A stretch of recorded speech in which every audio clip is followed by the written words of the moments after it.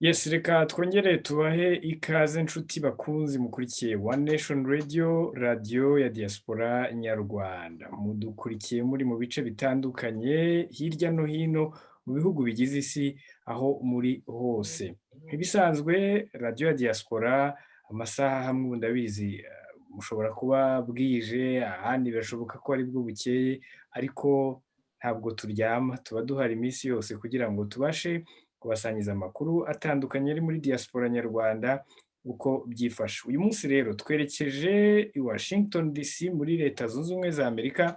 Uyu munsi twagize amahirwe yo kwemererwa kuba twaganira na nyakubahwa ambasaderi w'u Rwanda muri Leta Zunze Ubumwe za Amerika Mathilde Mukantabana. Niba mutwumva neza nyakubahwa ambasada, tubahaye ikaze kuri One Nation Radio. Aho neza Simeo, murakoze cyane kandi turanezerewe kuba kumwe namwe na One Nation Radio nabumva bose. Yego. Gira ngo mu Rwanda ku mugoroba nibwo batangaje ko guma mu rugo hari mu mujyi wa Kigali ku itariki 8 abantu bashobora kongera wenda bagasubira mu muhanda, gusa n'ubundi saa moya nuko abantu bageze mu rugo. Mu ntara nabyo hari izindi ngamba zo kugira ngo iki cyorezo abantu bakomeze kukirinda uko bishoboka. Umuntu yagira amatsiko, mwebwe aho ngaho nyakubahwa ambasada muri Amerika muri ibi bihe bya COVID-19 bimeze bite, bihagaze bite, ubuzima aho ngaho bumeze bute? Urakoze cyane. Nk'uko bizi cyane icyorezo COVID gihangayikishije isi yose, na hano nuko nguko. Reka ahubwo mbaze nihanganisha abantu bagize ibyago bakabura abantu kubera COVID. Turabizi ko byabaye mu Rwanda. Ibyo rero kandi binatubwira ko tugomba gukomeza dukurikira amabwiriza baduha, cyane cyane avuye mu bazi by'iyo ndwara. Ariko icyo navuga nuko nk'uko tubizi ikibazo cyose gitanga n'imitekerereze mishya. Turashishikariza rero abaturage bacu gufatanya bashaka ibisubizo bishya kugira ngo nyine barebe n'ukuntu bakirwanya. Ariko natwe nyine nuko turi kumwe muri ibi byose. Yego, ingamba aho ngaho wenda zashyizweho abantu bona bazubahiriza neza bakabikurikiza, cyane ko ari icyorezo gikomeje guhitana abantu benshi. Oya rwose ntabwo nakubeshya, abantu bose bakora bimwe. Hano ahubwo hariho abatabyubahiriza, ni nayo mpamvu nk'uko mubizi habaye impfu nyinshi cyane. Hano abantu benshi barapfuye, abanduye ni benshi. Ariko ubu ngubu nyine icyizero gihari nuko n'imiti yabonetse. Ubu ngubu batangiye kugenda bagira biriya byo gutera inkingo binorohereza abantu, ariko ntabwo gukurikira ni kimwe. Nyine abantu bose bakora bimwe. Ahubwo icyo navuga nuko twabonye ko i Rwanda usibye abatajya rimwe na rimwe babikurikiza, ariko ubundi akenshi usanga abaturage b'iwacu barabikurikiye cyane. Ni nayo mpamvu mbona neza yuko tumeze uko tumeze. Ubundi iyo tutabigira igihugu kiba cyarakongerwa cyane kurenza. By'umwihariko rero aho ngaho muri Leta Zunze Ubumwe za Amerika hari igikorwa mufite muri diaspora yaho ngarukamwaka cyitwa Annual Prayer Banquet. Ngira ngo ni igikorwa ubu kizaba kibaye inshuro yacyo ya 19. Uyu mwaka biteganyijwe ko kizaba ku itariki ya 6 Gashyantare. Ikindi ubwo tunabwire n'abantu ko iki gikorwa kiba kuri buri wa gatandatu wa mbere wa buri Gashyantare cyangwa se wa buri kwezi kwa kabiri. Uyu mwaka by'umwihariko nyakubahwa ambasada, ni iki muzagarukaho cyane kibanze kigendereweho muri iki gikorwa? Nyine nk'uko bivuze koko ubu ni inshuro ya 19. Murumva ni ibintu bikomeye cyane kumva abantu bajya hamwe izo nshuro zose bavuga bati duhagarare dusengere igihugu cyacu. Ubu ngubu ikindi nanababwira kinaza gikurikiye n'ikindi gisengera isi yose hano muri Amerika. Ejo tuzagira icyo bita National Breakfast Prayer. Kizana ubundi hazaga n'abantu bavuye n'u Rwanda n'abatuyoboye bakaza kucyumva, kuko kizana isi yose gusengera isi yose no gusengera abategetsi no gusengera abaturage. Ariko kubera ibi bya COVID bizaba bitoya, ariko twebwe turi hano tuzakikurikira nacyo. Ariko abanyarwanda baratangiye babitangira nyine ahitwa muri DMV ni Washington DC, Maryland na Virginia. cyane cyane hari n'ukiyoboye w'umunyarwandakazi witwa Antoinette Kanyabutembo wabikomejemo guhera byatangira n'abandi bagiye bamwunganira. Ariko intego ni ugusengera igihugu cyacu, ariko atari ugusenga gusa mu masengesho, no kureba n'ukuntu wafasha icyo gihugu gukomeza mu iterambere ryacyo n'umurongo cyafashe. Ni igikorwa cyo gusenga ariko gishyira n'amasengesho mu bikorwa. Ntabwo ari ukuvuga, ni ukureba nyine ukuntu kikaterana intambwe n'igihugu, no kureba nyine yanafasha, ariko ari n'abantu bashyira ayo masengesho mu bikorwa, kuko amasengesho gusa atari mu bikorwa kenshi usanga ntacyo abavuze nyine. Yego, hanyuma ubundi iki gikorwa wenda ubwo no ku bantu bakibonye bwa mbere muri uyu mwaka, umuntu ashobora kwibaza ni umwihariko wenda wo muri Leta Zunze Ubumwe za Amerika muri diaspora yaho, cyangwa n'ahandi hatandukanye kirahabera? Umva yewe ubwo yenda buriya n'abandi bahandi babajije bakubwira niba hari ikihari, ariko kino cyabaye officialize igihe kirekire. Ni igikorwa cyatangiriye hano, ariko yenda n'ahandi biraba, ariko ibyo sinashobora kubikubwira kuko wenda hari abandi babikubwira bo mu zindi z'isi ahandi.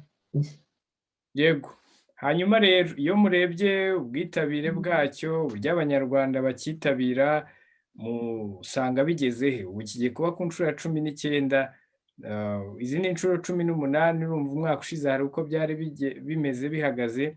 Kuri ubu ngubu bihagaze bite? mubona none ubwitabire cyangwa se intego yacyo, icyo kiba kigendereye, bibasha kugerwaho nk'uko wenda mwabyifuzaga? Uko navuga nuko kimaze kugera kure, kuko cyagiye gifasha n'abantu kuza hamwe, abo bose nakubwiye batuye aho muri DMV, ariko kiranarenga aho ngaho, kuko n'inshuti ziraza. Nk'uko mwabonye hari nka Pastor Rick Warren uzaza kuvugaho, hari abanyarwanda baza kuvugaho nka Archbishop wacu wo mu Rwanda. So icyo mvuga ni ukuvuga ni ibintu byagiye bigira, kubera ko babona value yabyo. Hari abanyamerika babyitabirira, hari abantu benshi babyitabirira kuko bumva nabo bashimye ibyo byo gushimira, byo gusengera igihugu. Ariko icyo nabonye cyagiye gikura kurenza nuko ubu noneho hari ibintu bifatika barimo bishakamo ubushobozi bwo gushyigikira gahunda za leta zo gufasha abatishoboye, cyane cyane nko mu gihugu cyacu. Ndetse muri iyi minsi barimo kwishakamo ubushobozi bwo gukora umushinga wo gutanga amazi meza n'ahandi. So urumva rero noneho byavuye mu masengesho biri no mu bikorwa, kandi byaratangiye. Ubu hari ibyo bita Christian Convention, North America Christian Convention, yatangiye imaze kugira imyaka 5. Yo ikikora ni ukujya mu bihugu umuntu uza zose, nko mu state bimaze kubera muri Chicago, bimaze kubera muri Arizona, bimaze kubera muri Indiana, henshi muri Atlanta. Icyo bishaka no kwerekana ngo abakristo ubundi ni nabo bagakabaye urugero kuko abantu koko baza hamwe. Ariko kenshi usanga mu madini, nk'amadini ari hanze, kenshi wasangaga ahubwo amadini ariho hari ibyo biteranya abantu cyangwa gutandukana, nk'aho bakwegeranye ngo bagire gute. Ibyo rero nyine iyo North America Christian Convention nayo urumva nyine ko ari nka extension y'ibyo byose yo muri DMV ikora. Iyo ngiye tuzareba ejo muri iki cyumweru. Yego, urumva ko ari ibintu byagiye bikora. mu bintu byose rero byagiye bigerwaho, ni nk'ikihe wenda bishoboka ko ari byinshi, ariko mutarenze ingohe muvuga muti tumaze kwishimira ko iki kintu kimaze kugerwaho, mu byagiye bigerwaho kandi byari mu ntego z'iki gikorwa? Umva nyine kenshi yewe icyo nabona, kuko ibi ntabwo nk'uko nababwiye n'abanyarwanda bayitangiye, si ambasade yayitangiye, so sinshobora kugira evaluation yayo, ariko genda reba icyo byagiye bikora no mu banyarwanda bahari, kuko abo banyarwanda dukorana ni nabo bajya muri ayo masengero. Ni nayo mpamvu natwe tuyitera inkunga, kubera ko ni ikintu gikomeye cyane, bakiyegeranya, bagakundana, bagasengera igihugu. Urumva ko tugomba kuba duhari. Ariko icyo nyine navuga ni ibyo mvuga yuko byagiye binazana n'abandi n'abo hanze, nabo bakumva igihugu cyacu, bakaba nabo bumva uwo muco mwiza wo kujya usengera n'icyo gihugu. Hari benshi b'ibindi bihugu batangiye gushaka nko kubikurikiza nabo. kubera ko gusengera igihugu ari cyo cya mbere. Nk'uko mubizi, ntabwo gusengera igihugu ntabwo ari ibitangiranye na Kiliziya Gatolika, ntabwo ari ibitangiranye na Kiliziya yindi. Igihugu cyacu iteka Imana y'u Rwanda nta na rimwe twayishyiraga inyuma y'ibyo dukora. Urumva rero ko ari umuhango mwiza nyine ukomeza. Yego, iki gikorwa nyakubahwa ambasada ni igikorwa ubundi cyajyaga gihurirana n'inama y'abahagarariye diaspora nyarwanda ariko muri leta zitandukanye zigize Leta Zunze Ubumwe za Amerika. Uyu mwaka byagenze bite? Ese iyo nama uranatubwira wenda irateganyijwe, cyane ko wenda kuri iki gikorwa bitazahuzwa? Nk'uko bivuze neza koko nibyo twarazaga, n'ibyo bikanadufasha kuko iteka twagiraga umwiherero w'abategeka za diaspora zo muri Amerika zose, ubu ni nyinshi. Twarazaga bagahurira Washington tukaganira, tugafata n'imisozo y'ukuntu tuzajya dufasha abaturage bacu bari hano. Ubu rero n'ubejo rwose twagize inama, nk'uko bivuze twagize inama ya twese ya rusange y'abayobozi bose, twerekana yuko bidashoboka yubera ibyo gihari, ariko natwe tuzagira ibingibi dukoresheje ikoranabuhanga, tuzabikora. Ariko nyuma nanone tuzagire niyo nama, kuko ubu ngubu hari n'abategetsi bashya bagiye kuza gutegeka ntuza ino USRCA, kubera ko abandi bari barangije manda yabo y'imyaka 2, so hagomba no gutorwa timu nshya. So urumva rero naho twaganira tugomba no kongera tukabonana, kuko ibingibi ni ibintu bikomeye cyane mu byo kureba uko twakorera igihugu cyacu hano. Ni ibintu bikomeye. Ubu rero ni ibintu nabo bagiye kubura, kuko wumvaga ko nabyo bifashije cyane kumva ko baje uwo munsi tukarangiza inama tugenda dusengera hamwe, nabyo byarafashaga. Ariko rero n'ubu ngubu bizababuza nabo kujya kuri ibi ngibi kugira barebe uko bimeze.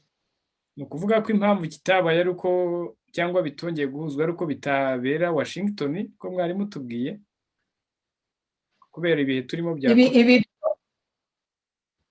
oya, twakomeje rwose duhura n'abanyarwanda, ariko nk'uko turimo tuvugana, nk'uko nakubwiye n'ejo twari twagize inama. Icyo kuvuga ni uko gusa guhura, urabona ntabwo wazana abantu muri iki cyorezo, ntabwo abantu bagenda. Nicyo navugaga yuko tuzaba dutegereje. Ubundi iteka twahuraga muri uku kwezi, nyine muri iki gihe niho bagombaga kuba bageze Washington, ariko kubera nyine iki cyorezo twabonye yuko atari byiza kuzana abantu bashobora kugira iki. So tuzabikora kuri ibi dukoresheje ibi ngibi, ariko ibi byuma, ariko tunatekereza ko ni abantu nibatangira kugenda noneho tuzagira inama izaduhuza nanone tugahura. Yego, hanyuma rero mukoze ikigereranyo cy'imihigo mwari mwihaye mu nama y'ubushize, musanga nyakubahwa ubu ngubu iyo mumaze guhigura ingana iti? Hanyuma ubwo muranatubwira ingero wenda niba zihari. Muravuga iyihe mihigo ku biki? Baba muri nk'iyo nama yabaye ubushize mwari mwahurijemo abagize diaspora, hari imihigo mwiha wenda buri mwaka, musanga muri uyu mwaka wenda muri ya mihigo mwari mwihaye abantu bahize bakavuga bati tuzaba tugeze kuri ibi uyu mwaka, mumaze guhiguramo ibingana bite? Urumva birumvikana hajemo icyorezo cya COVID-19, hanyuma noneho mu byo mwahiguye wenda munishimira, ubwo mwaduhamo n'ingero. Twebwe twakoze byinshi cyane, ariko impuzu ibyo bya raporo n'abagiye nabo bazatanga impuzu yabo, ibyo bazasiga inyuma kugira n'abandi babyigireho. Ariko abantu bakoze byinshi, community yacu yarakuze. Twatangiranye ubundi hano muri Amerika hagitangira hari USRCA imwe irebera igihugu cyose, kandi murazi ko hano ari nka continent. None ubu ngubu tumaze kugeza kuri 26. So uko biza rero ni nako tugenda kuko bikora muri byinshi mu buryo bwo kwingeginga abantu baho, baba politicians baba biki, n'ibyo dukora muri ayo states yose. Kenshi usanga n'abaturage bahatuye b'abanyarwanda bafasha cyane. Nicyo gituma rero nyine icyo ni ikintu cya mbere gikomeye, of course no kwegeranya abantu nabyo ntabwo biza without any na challenges ziba bizanye, ariko icyo mvuga ntabwo ni nabyo bizana cyane ibintu byiza, kubera ko n'ubu turakiga, ariko nk'ibi bya covid ubu nuko byagendaga twaranasuranaga, ukanagenda ukanicara ukanareba neza uko bameze, mukagenda mukaganira ku biri muri icyo gipande cyaba muri leta cyaba hehe, mukagaruka mwafashe n'izo myanzuro. Ibi rero byose muri uyu mwaka wose guhera 2020 nk'uko mubizi byose byabaye kubyumva. Urumva rero ibyo byose ni ibyo nyine, hagati aho ntihabuze ibyakozwe. Murazi nk'igihe twagiraga natwe abanyarwanda ba hano bafatanyije n'abandi kugira ngo bafashe muri kiriya gikorwa cyo gufasha abantu babaye affected na covid mu gihugu. So ibyo byose twarakomeje, ntabwo umuntu yaretse akazi, ariko icyo mvuga nuko n'ibyo bigihari bya challenges bijyanye n'ibyo. Ariko abanyarwanda barakora, barakurikira ibitagenda neza muri izo community zabo kugira barebe ibyabangamira leta zacu, baragira ibintu byose, ntabwo bigeze bahagarika na gatoya. So jewe ntekereza yuko icyo twavuga nuko ahubwo nashima cyane nuko twamaze kubona muri ibi byose ukuntu community ya hano ikomeye, kuko bitigeze bica intege, habaga ibigoranye, ariko tukabivuga ku buryo ahubwo ubu ngubu habaye za engagements zirenze n'igihe ahari twabaga duhura, kubera ko umuntu yaravugaga ataha no kugenda ufite intention y'ikigiye kuvuga, kuko ibyo ngibyo rero nyine ukumva ko byagiye bitanga intekereza umusaruro kandi uzafasha n'izindi communities zizakomeza ziza. Yego, muri iki gikorwa rero iki giteganyijwe ku munsi wo kuwa gatandatu, kuri iyi nshuro mwatumiyemo Pastor Rick Warren ndetse na Archbishop Laurent Mbanda, mwagendeye kuri mujya kubatumira.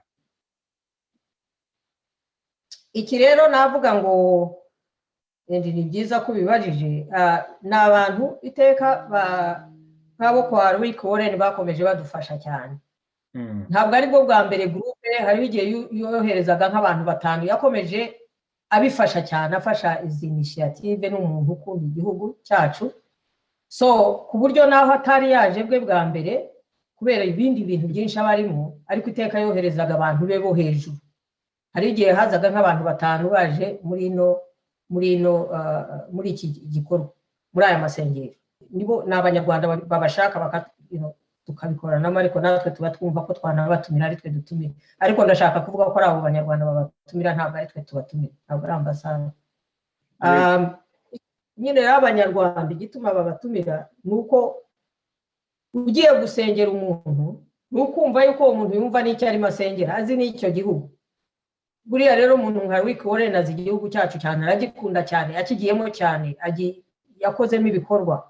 Kumva rero ngo waje kagisengera, nyine abanabivuga koko bivuye ku mutima, kandi koko n'abamaze gusengera u Rwanda muri icyo gihe urabibona neza ko ari nko gusengera igihugu cyabo nabo. Hanyuma rero harimo na Archbishop Mbanda,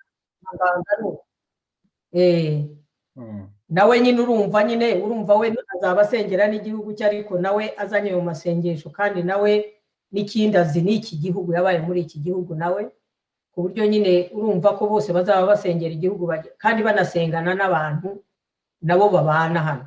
Nyine urumva ko ari ibintu bikomeye cyane muri iyo mpamvu zo gutumira abo ngabo, kandi tuzi neza ko amasengesho bazasenga azaba anafite uburemere, kubera nabo ko atari ugusenga gusa, baranakorera n'icyo gihugu. So urumva nyine ibyo ni ibintu bikomeye.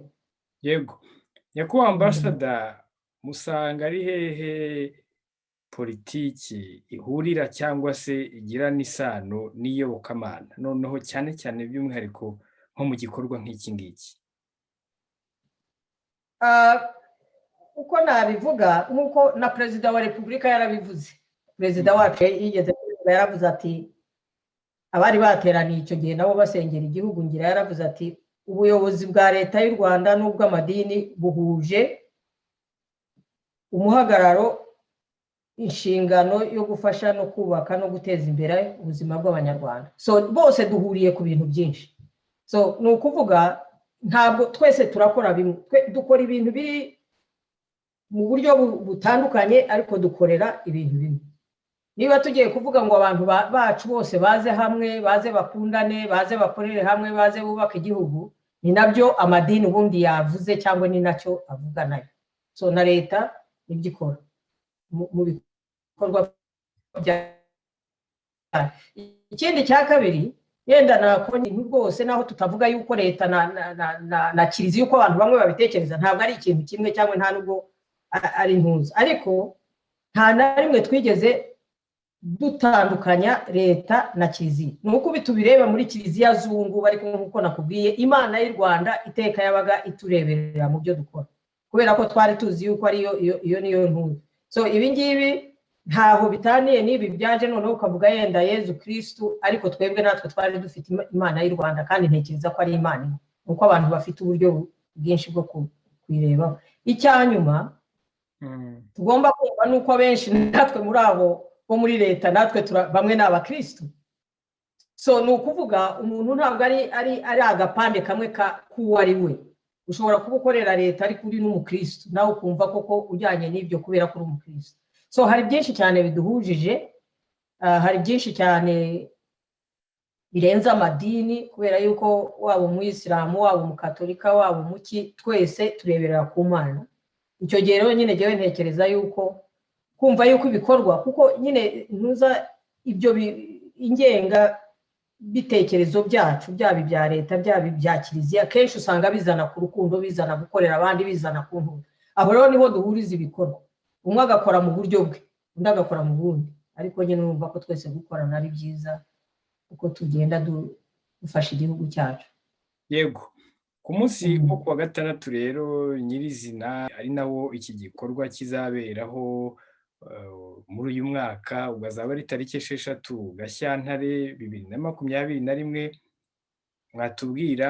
Mwatubwiye ko kizaba ku buryo bw'ikoranabuhanga, ariko ku bantu wenda bakurikiye kino kiganiro bifuza nabo kuza, bamwe mu bazitabira icyo gikorwa bazitabira bigenze bite, amasaha ni ayahe, kugira ngo abantu bamenye uburyo kibazabasha kubikurikirana?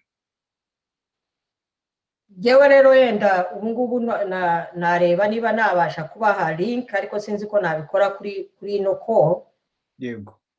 Ariko rero irahari iyo link, kandi abantu bashobora kuzajyaho bakareba iyo ngiyo nyine bakabirebaho. Jewe mbona nta umuntu wese yagenda akayireba. Hazaba harimo program nawe abantu batazaba bari kumwe, ariko iyo program izakomera nkuko n'ubundi twayikoraga iyo twahuriraga hariya muri Washington, yuko ari uko nguko nyine twabireba. Abantu bazayirebe bayirebereho, hazabamo amasengesho, hazabamo abapasiteri benshi cyane n'ubundi batuwe baza gusengera abo bavuge baririmbe, hazabamo abana b'Abanyarwanda bato bazaba baza nabo kwerekana ukwemera kwabo ariko mu buryo butandukanye, byaba muri entertainment no mu bindi. Hanyuma habe n'abandi rero bagenda bavuga nyine, bagenda batanga témoignage. Ubwo reka tunabwira abantu badukurikiye ko abashobora kuba bifuza bamugani kuzitabira kino gikorwa, ubwo turaza kubashyirira link hasi muri iyi video, ku buryo uwabasha kuba yifuza kuzitabira kino gikorwa yazakitabira. Nyakubahwa Ambassador, dusoza turi mu ntangiriro z'umwaka n'ubwo ukwezi kwa mbere gutambutse, ariko hari ubutumwa mwaha Abanyarwanda bari mu ntara ya gatandatu muri rusange bari bakurikiye kino kiganiro mbere yuko tugana ku musozo? Murakoze cyane. Reka mbanze nshimire mwebwe ahubwo One Nation Radio kubera akazi mwakomeje mukora, kandi twarakurikiranye mukora akazi keza. Abantu bacu baba bakeneye kumva ayo makuru. Hariho igihe umuntu agenda agasoma akantu ariko ntazamenye ukuntu yagenda ngo ashishoze, mbega amenye imva n'imvano, nyine imvo n'imvano yaho ibintu byaturutse. Ubwo rero ibyiza nagira nuko nabanza nkabashimira akazi mukora, wowe ibyo akazi kawe ukora n'abandi bose, ariko cyane cyane nkanashimira even nabo ngabo barimo bategura iki kiganiro kizaba kuwa gatandatu, kuko ni ikintu gikomeye kandi cyakomeje kiza, cyakomeje abantu babona isura nziza y'u Rwanda yacu guhera muri ayo masengesho. Nabyo ni ikindi kintu ngomba kuvuga. ariko ikindi cya gatatu ni no gushimira abanyarwanda bose n'ibintu byose tugenda dukorana, cyane cyane ngahera n'aha ngaha yuko nk'ibikorwa ibyo ari byo byose biza bifasha mu kazi dukora cyangwa bitera isura nziza igihugu cyacu, tuzakomeza tugifashe uko tubishoboye kose kandi dushyiremo imbaraga zacu zose. Ariko ikindi icyo narangirizaho ni ugufata yuko dukomezanye gukorana n'igihugu cyacu, nkabwira abanyarwanda bari mu Rwanda yuko turi kumwe, twebwe turi hano n'amaso y'igihugu hano hanze, ariko nta kindi kintu twavuga nuko twabifuriza gukomeza mujya imbere, kandi iki cyorezo kikazarangira tugafatanya imbaraga zose dufite tukazishyira hamwe, hanyuma ibindi tugakomeza nyine dutekereza yuko Imana y'u Rwanda izakomeza idufasha nk'uko yadufashije muri byinshi, cyane cyane ko tuvuga n'iby'amasengesho.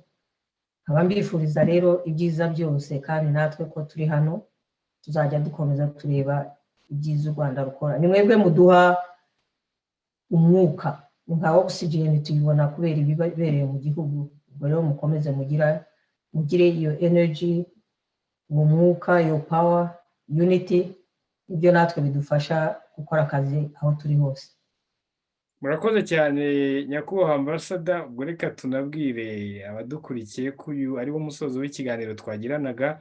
Ubwo natwe nibidukundira wenda ku munsi wo kuwa gatandatu kuri iki gikorwa giteganyijwe, turabizeza ko tuzagerageza wenda kuba nabyo twabikurikirana tukamenyesha abanyarwanda nabo uko icyo gikorwa kizaba cyagenze. Mwakoze cyane nyakubahwa ambasada kwitabira ubutumire bwacu kuri uyu munsi wa none. Murakoze cyane Simeo, kandi mukomeze akazi keza, ngo tuzongera iyindi minsi. Murakoze cyane.